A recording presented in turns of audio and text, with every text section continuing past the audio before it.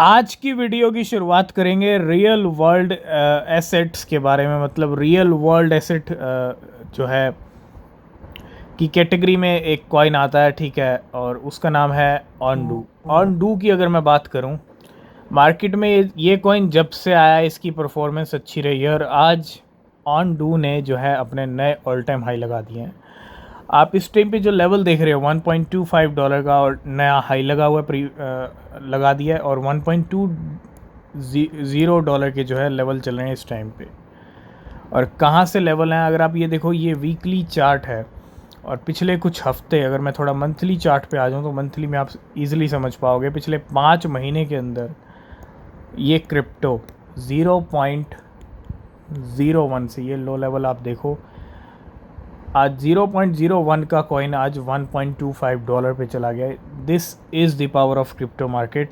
और आज मार्केट में एक नया ऑल टाइम हाई लगता हुआ ऑनडू का, जहां ऑनडू ने एक तरफ नए ऑल टाइम हाई लगा दिए हैं, दूसरी तरफ मीम कॉइन्स तो आपने देखे बहुत अच्छे पंप हुए 6 महीने के अंदर, लेकिन कुछ मीम कॉइन्स ऐसे हैं जो बिल्कुल भी अच्छे फ्लक्चुएशन नहीं कर पाए। उसके अंदर नाम आता है बेबी डॉज कॉइन का भी। अगर मैं थोड़ा मंथली चार्ट पे चलूँ तो बेबी डॉज कॉइन का अगर आप देखोगे, ज़्यादा कोई बढ़िया परफॉर्मेंस नहीं रहा है, ठीक है। मतलब 1000% पंप हुआ वो पिछले कुछ महीनों में, तो वो भी नंबर नहीं है। और पिछले कुछ हफ्तों से तो प्राइस ऊपर गया था लेकिन नीचे गिरा, और अभी भी 8 के साथ बेबी डॉज कॉइन 2136 पे चल रहा है, और आज 20% बेबी डॉज कॉइन के प्राइस ऊपर चल रहे हैं इस टाइम।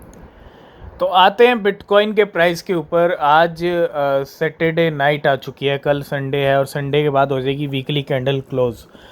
और ये वीक भी कहीं ना कहीं काफ़ी अच्छा निकला है और उम्मीद है कि इस वीक की क्लोजिंग भी हमको 70 के करीब मिल सकती है, क्योंकि बिटकॉइन के प्राइस इस टाइम पे अगर आप देखेंगे $69,000 पे वापस आ चुके हैं, और हम 70 तक हो के आए हैं, है ना। 69,600 700 तक हो के आए हैं ऑलरेडी। तो 70 तक ऑलरेडी बिटकॉइन गया है, लेकिन उम्मीद है कि कल संडे है और कल फैसला हो जाएगा कि इस वीक की क्लोजिंग हमको कहाँ पे मिलेगी, और नेक्स्ट वीक लेके आएगा मंथली कैंडल क्लोजिंग। तो ये बिटकॉइन की मंथली चार्ट चल रहा है इस टाइम पे, ठीक है। यही देखना बहुत ज़रूरी है कि क्या होने वाला है नेक्स्ट वीक और कहाँ मिलने वाली है मंथली कैंडल क्लोजिंग। क्या नए ऑल टाइम हाई पे मिलेगी या फिर 70-72 पे ही मिलेगी। आज के अगर टॉप गेनर्स की बात करें तो टॉप गेनर्स में जो कॉइन आते हैं वो आते हैं बीबी के प्राइस चल रहे हैं 42% ऊपर। कॉर के प्राइस भी 42% आज ऊपर हैं। टर्बो के प्राइस $5 तक गए लेकिन लेवल थोड़े नीचे आए हैं, आज 30% अभी भी चल रहा है। ब्रेट 29%। CTSI आज कुछ ऑल्ट कॉइन्स भी लिस्ट में है 19%। यूनिस्वैप 20%। YGG है 17%, और GFT भी इसके अंदर है, कितना है, 17%। तो बिल्कुल सबसे पहला अपडेट इथीरियम को लेके, इथीरियम ETF अप्रूवल मिल चुके हैं और अभी 3 ट्रांसफ़र्स हुए हैं, जिसके अंदर एक तो 26,000 का है, एक 22,000 का है, और अगर हम थर्ड देखें तो 5 से 6,000 इथीरियम उसमें है। तो अगर हम टोटल देखें यहाँ पे 50 से 55,000 इथीरियम अभी जो है निकले हैं और ट्रांसफ़र हो रहे हैं। कुछ ओकेक्स से जा रहे हैं अननोन वॉलेट में, कुछ अननोन वॉलेट से ओकेक्स पे जा रहे हैं, कुछ अननोन वॉलेट से अननोन वॉलेट पे जा रहे हैं। तो इथीरियम को लेके हलचल मार्केट में तेज़ है इस टाइम। आज गेनर लिस्ट में बीबी बना हुआ है और बीबी के प्राइस ऊपर है, यानी बाउंस बिट के। और अभी ये नया कॉइन आया था बाइनेंस के मेगा ड्रॉप से, ठीक है, बहुत सारी एक्सचेंजेस पे आया, और बाउंस बिट ने एक पार्टनरशिप किया है ZK लिंक नोवा के साथ, and join it's aggregation parade. Next हम बात करना चाहेंगे पेपे के बारे में। पेपे के प्राइस आज 5% ऊपर है और 4 ज़ीरो के साथ पेपे की अब प्राइस आ चुका है 15 की सीरीज़ के ऊपर। अगर मैं डेली टाइम फ्रेम पे चलूँ तो आप देखो पिछले कुछ दिनों से पेपे लगातार नया ऑल टाइम हाई लगा रहा है, और आज भी पेपे का नया हाई लग चुका है 1586 का, मतलब 15 की सीरीज़ आ चुकी है।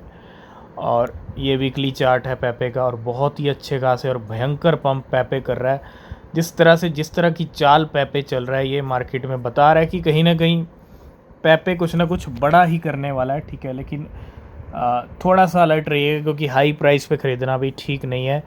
और पेपे का एक नया ऑल टाइम हाई 1586 तक का तो बिल्कुल पेपे ने आज फिर से नए ऑल टाइम हाई लगा दिए और 25 मई की डेट आ चुकी है नए ऑल टाइम हाई वाली। मतलब हम देख रहे हैं 19-20 से ही नए हाई लगा रहा है पेपे।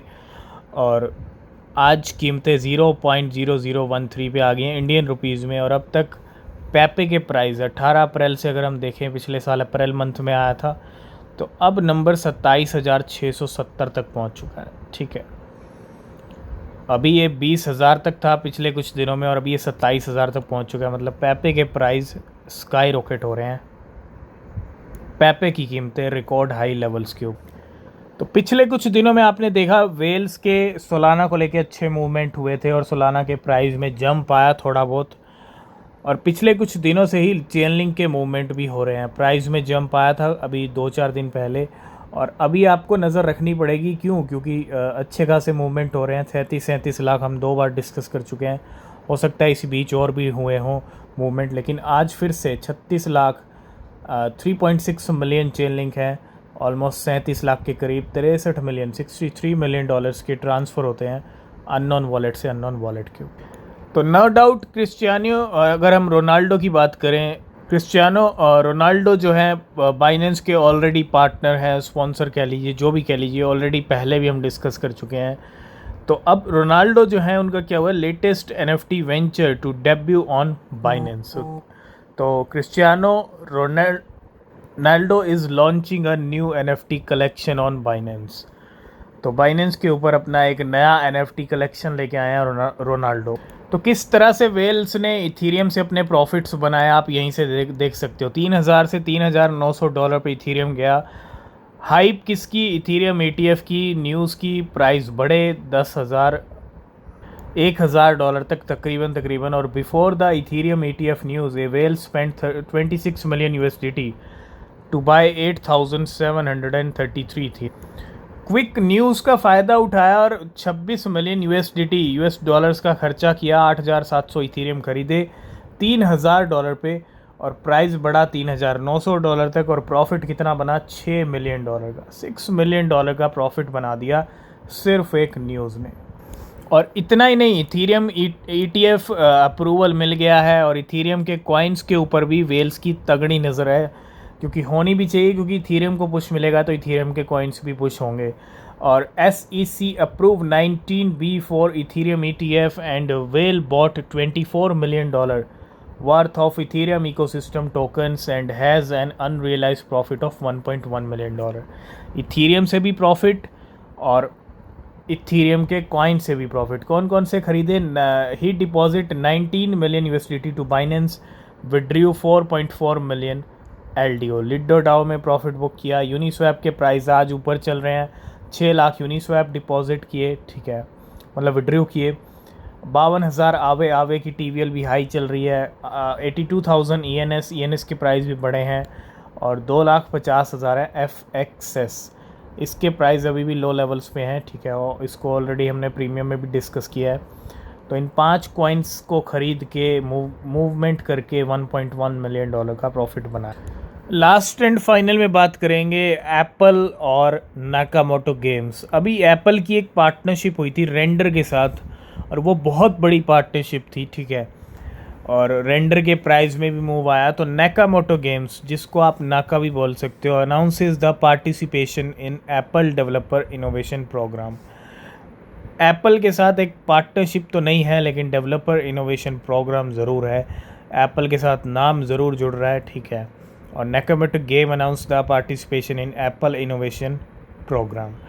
तो आज की इस वीडियो को करेंगे यहीं पे एंड, बाकी अपडेट नेक्स्ट वीडियो में। किसी भी क्रिप्टो में आप इन्वेस्ट कर रहे हैं तो रिसर्च करें, वो बहुत ज़रूरी है, बिना रिसर्च के कोई क्रिप्टो परचेज़ ना करें। मिलेंगे नेक्स्ट वीडियो में, तब तक के लिए बाय बाय, टेक केयर।